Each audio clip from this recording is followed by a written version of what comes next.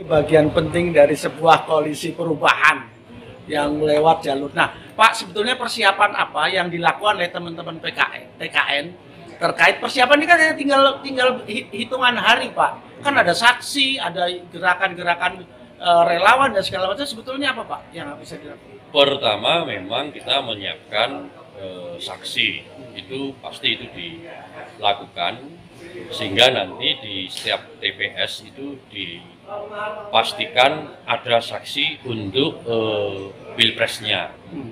Nah, seluruh pergerakan dari elemen kerelawanan, juga keumatan dan seluruh elemen pendukung itu diarahkan ke sana. Kemudian yang kedua, program utama guna memantapkan yang pertama tadi, maka langkah pembasisan itu yang kedua itu juga dilakukan. Jadi pembasisan itu artinya seluruh mesin dibangun tapi arahnya ke bawah. Ke bawah itu kemana? Ke bawah itu adalah ke TPS-TPS bersama partai pengusung dan juga partai pendukung. Sehingga nanti pada tingkatan tidak saja provinsi, kabupaten, kota, tetapi sudah mulai membasis ke tingkat desa, kelurahan, dusun-dusun, RW, bahkan sampai TPS. Itu nuansa berbagai elemen pendukung Amin itu sudah bisa ditempatkan di sana secara kuantitatif.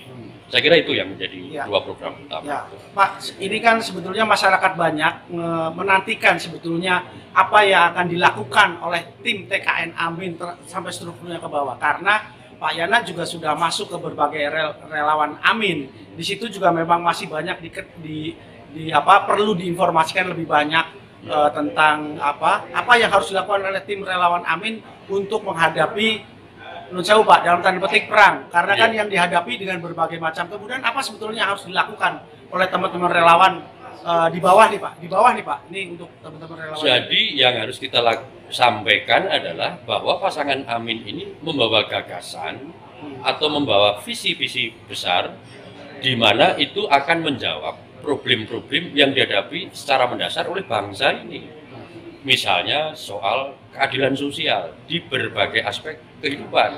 Kita masih menghadapi ketidakadilan di bidang pendidikan, di bidang kesehatan, di bidang ekonomi, di bidang sosial budaya yang lain, termasuk di bidang hukum. Sebagaimana waktu acara debat pertama di televisi oleh KPU beberapa waktu yang lalu, Mas Anies sudah menyampaikan itu keprihatinan kehidupan kita di bidang hukum, di bidang HAM, dan pasangan Amin akan menjawab itu semua ke depan. Nah, hal-hal inilah yang wajib kita sosialisasikan, kita sampaikan, tidak saja di perkotaan, tetapi sampai di wilayah pelosok, di pedalaman, di pedesaan, bahwa problem-problem mendasar di bidang pertanian, kelangkaan pupuk, panen gagal karena berbagai persoalan, dan kemudian UMKM yang masih kembang kempis, kemudian harga-harga sembako yang masih mahal, keluarga-keluarga miskin yang masih menjerit karena sekarang biaya pendidikan merangkak naik. Nah, ini dijawab oleh pasangan Amin ini. Ada visi misi, ada 8 program perubahan yang tidak disampaikan. Karena itu relawan sudah dibekali hal-hal yang demikian untuk disampaikan kepada bawah dengan harapan pemilu 2024 Februari nanti tidak semata-mata kemenangan kandidat, tapi kemenangan seluruh bangsa Indonesia menjawab tantangan yang dihadapi. Oke, baik. Sekarang Pak Yana sebagai caleg, Pak. Ini caleg dari Partai Nasdem, terutama untuk DIY. Kemudian Pak Yana, kemudian sebetulnya apa yang harus dikerjakan oleh relawan Amin ini dalam memenangkan kontestasi ini? Karena kan Pak Yana kan bergelut pada masyarakat bawah, ya, grassroots. Sebetulnya apa sih betulnya? Apa perlu keyakinan, apa perlu sporting, apa perlu apa, Pak Yana? Ya, saya kira betul apa yang disampaikan tadi sama Pak Untoro, bahwa basis relawan itu yang namanya TKD, TKN, TKD, D-nya itu tidak cukup sampai daerah, tapi harus sampai pada dusun. Ya, gitu kan? Itu yang paling penting ya. Dan kemudian persoalannya kemudian adalah siapa, gitu kan? Siapa nih motor yang ada di dusun-dusun? Kalau kemudian saya hanya sekedar usul, jadi kalau misalnya hanya mengandalkan sumber daya partai, gitu kan Masih ya. kurang. Masih kurang. Perlu memang di sini TKN TKD membentuk tim khusus, jadi tim task force gitu ya, itu betul-betul memang dikendalikan oleh TKN sendiri. Karena kalau misalnya sudah bicara masalah mengkolaborasi tim-tim itu dari partai, mereka akan lebih berkonsentrasi pada partai. Oke lah, misalnya saksi ya, saksinya itu mereka dibayarin partai atau bisa dibayar oleh caleg partai gitu kan ya.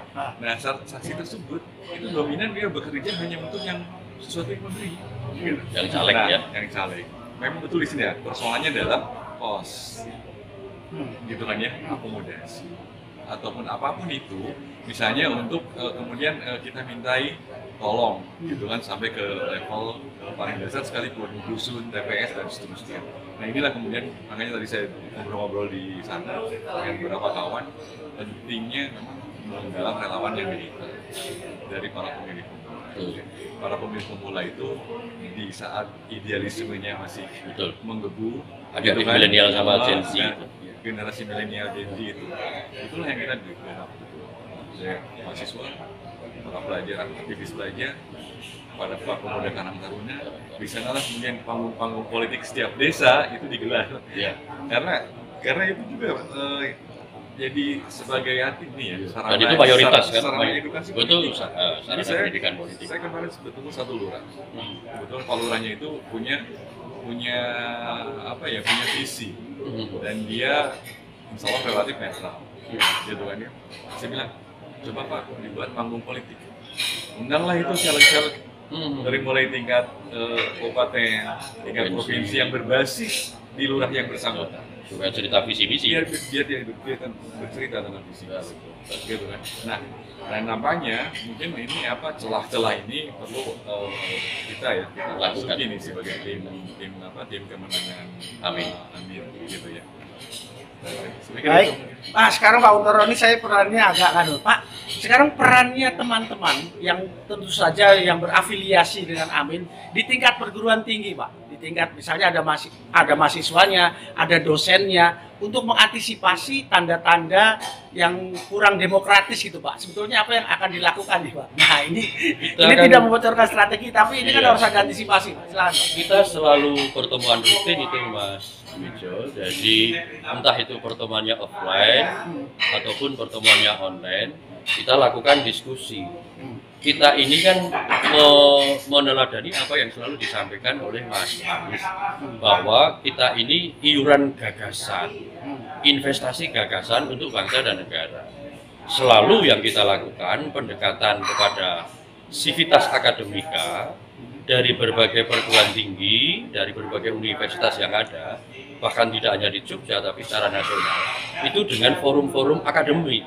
Dari forum-forum akademik ini nanti kita bisa mengelaborasi kira-kira gagasan apa yang relatif itu bisa menjawab problem bangsa. Jadi yang kita lakukan itu bukan semata-mata cari bolo sebanyak-banyaknya atau cari pendukung sebanyak-banyaknya, tapi lebih kepada pendekatan akademik. Itu selalu kita lakukan, entah mahasiswa, dosen, dan sivitas akademika lainnya. Pak, terakhir, ketika ada usulan untuk mengajak mahasiswa untuk berpartisipasi aktif menjadi saksi, karena kan saksi menjadi bagian penting dalam pemungutan suara itu, Pak. Kalau menurut Pak Untoro gimana? Saya kira ini bagus yang dikatakan Pak Yana tadi. Kita kepada anak-anak kita atau adik-adik kita di perguruan tinggi atau pelajar yang sudah kelas 3 SMA gitu, itu kan nanti merupakan pemilih pemula, itu Gen Z atau generasi milenial sebagai pendidikan politik, karena bangsa ini kedewasaan cara berpikir untuk pendidikan politik belum banyak dilakukan. Perbedaan pendapat akhirnya melahirkan kebencian, melahirkan fitnah, melahirkan hoax, melahirkan pertengkaran fisik dan segala macam. Sebenarnya bangsa ini harus mudah menerima bagaimanapun ini adalah satu kesatuan bangsa walaupun berbeda. Kedewasaan ini dapat diatasi dengan cara pendidikan politik. Salah satunya melibatkan mereka menjadi saksi pada perhelatan pemilu tahun depan. Oke, baik, terima kasih Pak Yana. Terakhir closing statement terhadap gagasan-gagasan itu.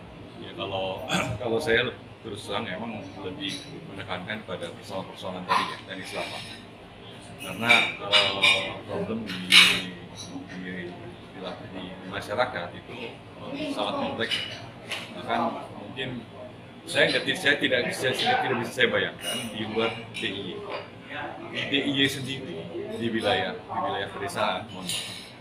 Ini para pemilih kita ini masih dibubuhkan oleh politik meetingan. Gitu. Gitu. Iya. Jadi politik meetingan itu memang ini banyak digunakan. Tapi merusak generasi itu. Merusak generasi. Iya. Jelas itu merusak generasi. Jadi dalam jangka panjang kan saya ada satu kemarin TKN itu di grup itu. Ini jika Amin benar, katanya kan ya. Minta usulan kira-kira program apa ini yang harus diberi skala prioritas. Ada banyak sederet program mulai dari bidang ekonomi, politik, sosial, dan sebagainya. Cuma saya iseng aja sedikit. Saya cuma iseng menulis, sediakan satu papan catur untuk setiap desa. Jadi sederhana saja. Iya. Untuk olah pikir. Itu Untuk olah pikir. olah pikir dan olah rasa supaya masyarakat itu berpikir dan tidak jadi pion selamanya gitu. Karena pemegang kedaulatan. Pemegang kedaulatan. Sederhana tapi Ini salah satu sarana bagus Oke, ini. satu desa, Satu papan papan catur. catur. Iya, dan anak-anak muda nanti Anak-anak muda itu ya berlatih dengan main catur. Strategi gitu ya. Oh, iya. dengan catur itu kemudian ditarik pada persoalan-persoalan lain kan. Persoalan sosial. Dia sebagai warga negara, Iya. haknya paham, kewajibannya juga sadar kan begitu. Mantap, Pak Jojo. Mantap, terima kasih. Mantul ya. Terima kasih.